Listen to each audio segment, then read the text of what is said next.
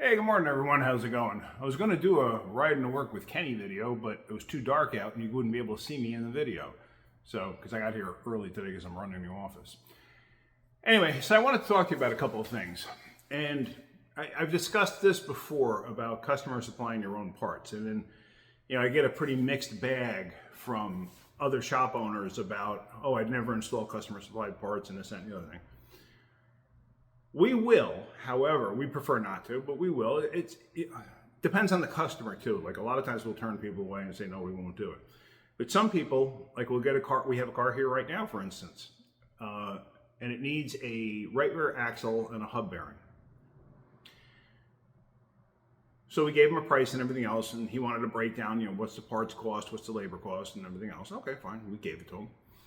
So then he calls the next day, and he says, hey, listen, I want to do the work, but if I supply the parts, will you install them? Sure, we'll install them, but here's the thing. There is zero guarantee, number one. There's zero guarantee. I'll guarantee my labor, or warranty my labor, whatever you want to call it. But if a part fails, if the part is wrong, anything like that, you get to pay to do it again. The other thing too is, if we take a look and it looks like the right part, like here, oh, okay, that looks like the right part, and we go to put it in, and it turns out it's wrong, for whatever reason, or it's defective, for whatever reason, and we can't assemble it, and now the car is stuck on the lift, you are responsible for our hourly rate while the car sits on the lift. Including if you decide at that point, well, then you just get the parts. Okay, well, now the car is apart, and it's going to take 2 hours to get the correct parts here. You are responsible for that 2-hour window, or 1 hour window, or 3 hour window, or 24-hour window. You are now responsible for that while the car sits tying up our lift. If we have to put it back together to get it outside, you're paying all that labor. So think about that. This customer said, well, I can get that axle that you're saying is $225, I can get it for $175. Okay. We can get it for the same price of $175, but that's our cost. And the reason we sell it for a higher price, we're not in it to do it for free. We are a profit business. We're in it to make money. This is how every business works. You buy for $1, you sell for $2, whatever. Just using that as a general example. But that also covers, you have to look at it this way, that covers any warranties that we would have to eat ourselves, including labor and everything else. That's all included in that price. If the part's wrong, and now all of a sudden this car is going to tie up our lift for 1 hour, 1 day, 1 week, 1 month, we are responsible for that, not you. So that is always taken into consideration when parts get marked up. It's just how it works. I understand you can get parts at Rock Auto for much cheaper, and I'm not putting Rock Auto down. I order parts from Rock Auto for myself. I just ordered a whole, ball joints and tie rods and everything else for my Hornet from them. I would have gotten it from a local store, but the price, there was an astronomical difference in price for those parts, because for a 1975 AMC Hornet, parts are not super easy to come by. But I did find them on Rock Auto, and I got Delphi parts, of all things, for that car. I would have preferred to get Moog, but I couldn't find Moog, like everybody that would have Moog, and get it to me in a reasonable amount of time. Everything's on either back order or no longer made. Understandable. It's a 75 AMC Hornet. There wasn't a ton of them out there to begin with. But yeah, so when you are paying a shop for them to repair your car, and you look at the price of the part and you see, $100 for the price of the part, and then you go online and you see it for $65. Well, what's the big markup in price? Why? Well, that's why, because we are guaranteeing the parts. We are guaranteeing our labor. We are warrantying everything that goes along with that. And any hiccup, any mistake, any issues that arise from said part, like I said, wrong parts, defective parts, I've seen it where a brand new hub comes in, hub and bearing assembly, with no splines in the center. I've actually seen that. You know, I've seen some really odd things happen over the years. You know, we eat all of that in that process. So, and like I said, it is a profit business. It's not a not-for-profit business. We're not a non-profit organization. So that's one thing I wanted to discuss. Another thing I just heard somebody backing up, but we're not open yet. It's too early.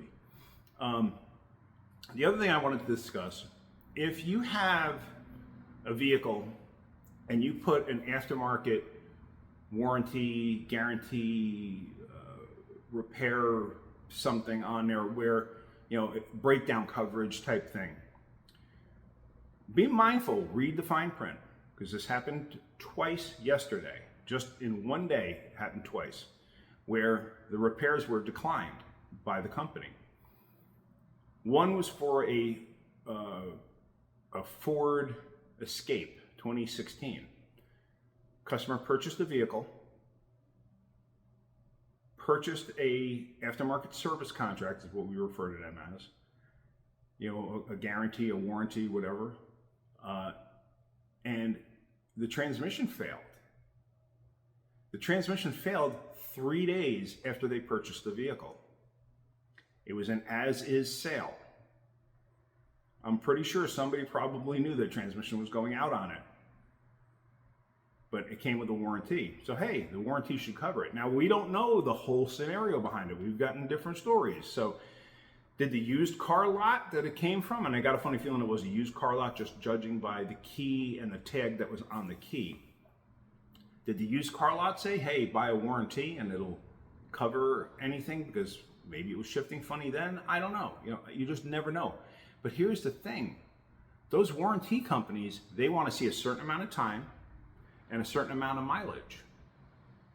So in 3 days, how many miles are you going to possibly put on it? They may have a requirement of 1,500 miles or 2,500 miles before they will cover a major repair. You know, like engines, transmissions, differentials, stuff like that. So, and this car only went a couple of 100 miles. They said, nope, we are not covering it. It's on you. So now a transmission for a Ford Escape is $7,000, $7,000. So think about that. Now they bought the car, they bought the warranty, but the warranty is not going to cover it because you never met your obligation. The second one, which I'm finding kind of odd, but it's not for us to argue with the insurance companies, the aftermarket service contract companies. The other vehicle came in and she said, she had the car for 6 months. She said, my AC stopped working suddenly and my intermittent wipers stopped working suddenly. The rest of the wipers work fine. Everything else works fine. Just intermittent stopped working. Okay, well, they have to sign off on a diagnostic for something like that, meaning they are responsible for diagnostics if the warranty company doesn't cover it. So I did the AC recharge. I found the system was completely empty. Okay, put it into a vacuum, it held a vacuum. And I've told you guys this before. Sometimes when you put an AC system into a vacuum, it'll hold the vacuum even if it has a leak because the system is designed to hold pressure, not vacuum. It held vacuum for 30 minutes. I recharged it. Then I started looking at the wipers. Okay, had to take the whole cowl apart and everything else on this vehicle. It was a Mazda something or other, CX-5 or 9 or whatever. So I take the cowl apart, I get to the wiper motor, and I start testing, and I realize I have no signal from the switch to the motor for intermittent. Everything else works fine, but I have no signal. So the switch itself has a built-in relay for intermittent. So obviously the relay has fried out. So found that. Then when I went to go back looking at the AC system, because now it's been sitting for a while, and I did have it running off and on and whatnot, and the AC did work once it was charged, I started looking for a leak, but I could smell it. I could actually smell Freon, but I couldn't hear a hiss or anything like that. It was very, very mild. I could smell it sort of to the passenger side up front, but I couldn't tell exactly where it was coming from. Now you have lines, you have a compressor, you have the condenser, everything else right there. So I'm looking and looking and looking. And eventually I could see a spot. And the spot was on the AC condenser. Okay? The AC condenser had a crack in it or something. The warranty company declined all repairs because they didn't have receipts for oil changes.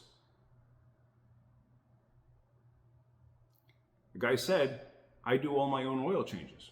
Well, show us the receipts for the oil and filters that you've bought. He goes, I bought those when I bought the car because I do all my own oil changes. I bought the filters, and the oil was, I mean, it was dirty, but it wasn't like filthy. So he didn't have the receipts from when he bought the parts and, the oil filters and the oil, 6 months ago.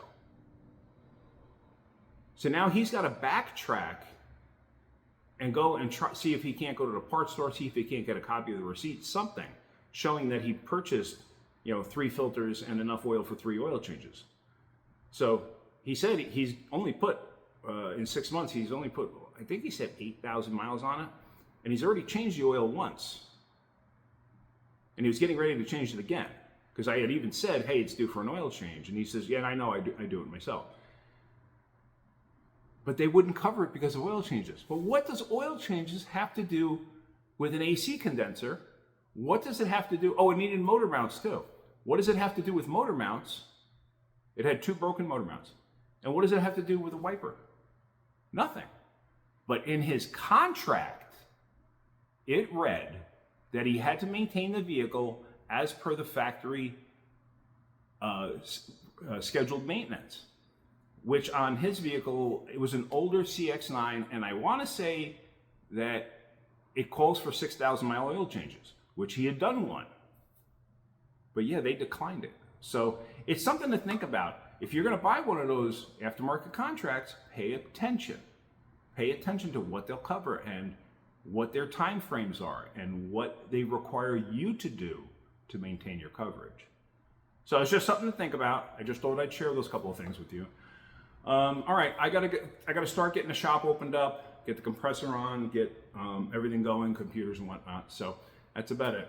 All right, guys, I hope you got something out of that video. If you did, hit that like button. If you could, please subscribe. If you look down below in the links, you'll see links that I have for Amazon products that I personally recommend.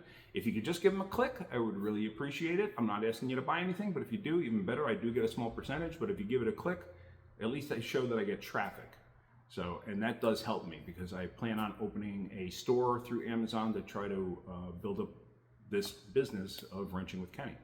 All right, guys, have a great day and keep wrenching.